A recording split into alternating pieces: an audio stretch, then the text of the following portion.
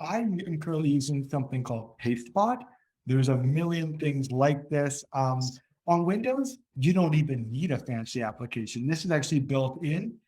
I don't remember the name of it, but basically it is the idea of having, when you go cut and paste, you keep one thing in the memory of the system. But through the magic of Pastebot or similar things like this, you can also bring up an alternative pasteboard that keeps basically your full history over like the last, say, 100 clips of everything you've cut and pasted.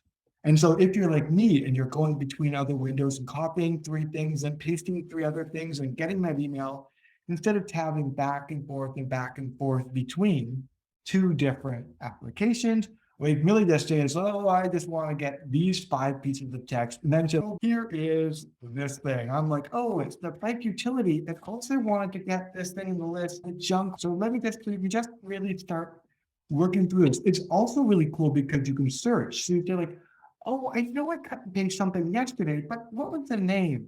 I think it was like PH in it. So, you can type and there it is. So it also gives you just like a little bit of a, I know I cut and paste something a while ago, and you can actually search on it and then paste it in. If you're a little bit more programmery and fancy, you can even run filters through this. You could do something called sequential paste, where you can say like, I'm going to paste 7 things and then basically cut 7 things and then paste all of them in order, boom, boom, without having to go back and forth.